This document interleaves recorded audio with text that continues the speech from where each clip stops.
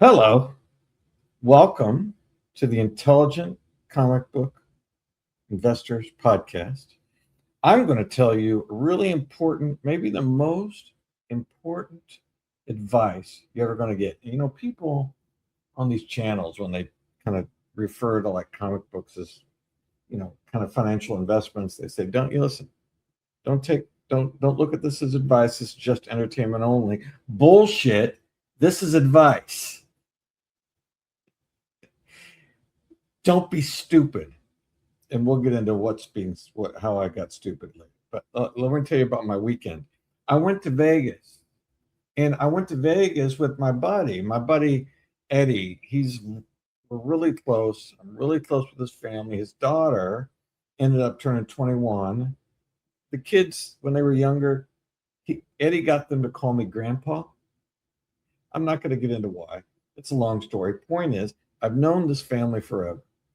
I get there Friday, hit the Nugget downtown, went to play some poker, walked away, $50, breakfast the next morning at my favorite breakfast joint in Vegas called La Salsa Cantina in the Planet Hollywood shops.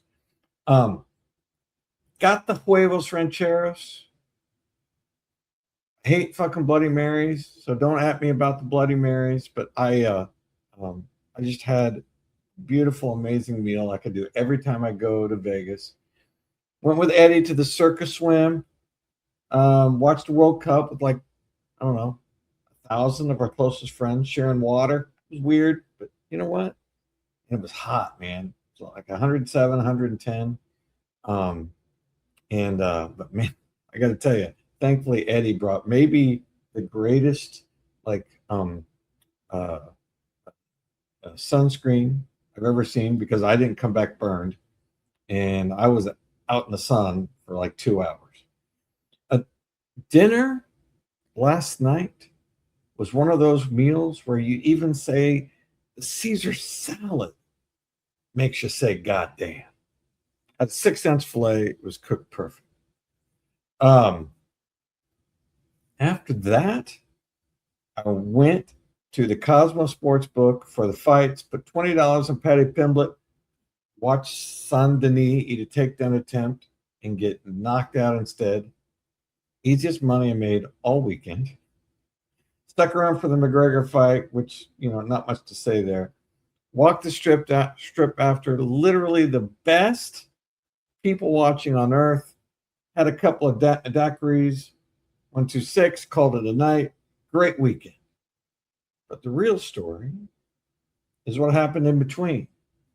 So when I was going to Vegas, I had heard all these amazing stories about Red Hood Comics. And so I, like how organized he is, what an awesome shop it is. And really that's all I heard. And I felt, and he's going to be at the Collector Summit, which I'm going to. And he's also really tight with Dan Quintana. And so literally everybody talks about this place. And I went, and I got to tell you, as high as the expectations were, it still blew past them. You walk in, there's no wallpaper, none. The walls are just slabs, stacked maybe, I can't remember, maybe 5 to 8 high, wall to wall, left wall, all the way to the end, back wall, all the way to the end, right wall, all the way to the front of the store. And then the raw books. Let me show you. Let me show you the raw books. Like, this is what it was like. And you see this like red wood here? Oh my God, man. This had to be like handcrafted, amazing wood. And he's got like these dividers here for all the comics. And he doesn't have dividers for every single, series, but they're all alphabetized. Mm-hmm. Shut up, Siri. What does she do? So anyway, but I had to get this Batman in the Red Hood. And no doubt he's got a a little thing for that. So what's awesome about this guy is that as a comic book dealer, you're out to sell comics, but you kind of get the feeling when you go to his store. In fact, let me show you a little bit more. He's got this original art from Red Hood.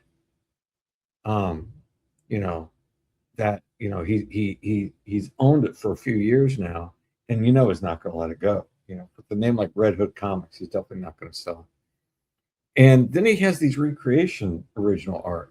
So this is Herb Trimpe did a recreation of 181. This isn't the actual page, but it's Herb Trimpe drawing, just like this is Sam Rosen and Jack Kirby drew. And this is in his office. So the person who was working there let me into his office so I could look at this original art. He's got this amazing like gamer's chair that says the Joker on it, and he's surrounded by this original art, except for the Red Hood. This is like a showpiece in the back wall, but the other original art is only shit he can see. I was struck by the store, mainly because you just kind of get the feeling that this guy, his name's Rob, like he took a lot of shit. I guarantee you he took a lot of shit for love of comics when he was young. But I think he also took a lot of shit for like the comics he liked. This man, when you look at the wood that the raw comics are in, the way he's organized the comics, the way the walls are draped with slabs, you just get the impression he's passionate about the art. Passionate about the art. Every single of these raw comics are in Mylar sleeves. Every single one. It's like, how much would he save if he just put them in plastic bags? That's not how he rolls. And the raws themselves, they're fair. Like the prices are fair. Here, let me show you. I got some stuff. Give me a second. I'll handle this. 1 second. So whenever I go to a store, I like to get this book. This is like Bronze Age horror for Spider-Man. Spider-Man with a gun. Or I'm sorry, Santa Claus with a gun. Man, you can't beat this. This is one I always look up and I always try to buy. And then I'm also actually working on a run of X-Men. The old X-Men. I'm putting together a run from 1 to 300. But also for the new X-Men, like the 1991 X-Men, the Jim Lee X-Men. I'm putting together a run 1 through 40. Every single one of them is a 9.8. And I'm almost there, except I need a 9.8 for X-Men 23 and a 9.8 for an X-Men 38. So I got these. I got a couple. These are 9.8 candidates. There's only 10. I think there's maybe only like 15 on the census. 10 of them are 9.8s, but they're just so scarce. I can't find one. So you got to make your own. So that's what I'm doing. And 38 is really tough because it's a black background. It's really, really hard. Really, really hard to find that to 9.8 or to get that to a 9.8. So, but anyway, I'm working on this, and they had a couple of these. Also, I picked up a dadgum near perfect Secrets of a Haunted House, number 27. There aren't many flaws to this, if any. So I was like, super high grade. I'm going to get it. The other one that I always try to get, if I can, is Werewolf by Night, number 9. number 10, because they're drawn by Tom Sutton. I loved it. And he didn't have number 10, but he had number 9, and I was thrilled. Now, I get to his raw wall. So he's got like I said, he's got slabs everywhere. But he's got like this raw wall, which are kind of some special books, like some keys. So I picked up this Conan. It's $150. He's got this as a 3.0. He even puts like the grade. Look at how he puts the grade in the back of there. I thought, the price for this at a 3.0 was fantastic. So, I got it, and I'm so thrilled. I'm compress this. I can make this better. Maybe get it to a 4. I don't know. We'll see. There's some problems with the book, but you can't really tell in the Mylar. You never can you? Mylar's tricky. You got to take the shit out of the Mylar. You know what I mean? But anyway, I got this. But let me tell you about the book that inspired this whole damn video, and it's Werewolf by Night #1. So I picked this up. Now, he has this at a 5.5. He had it at a 5.5.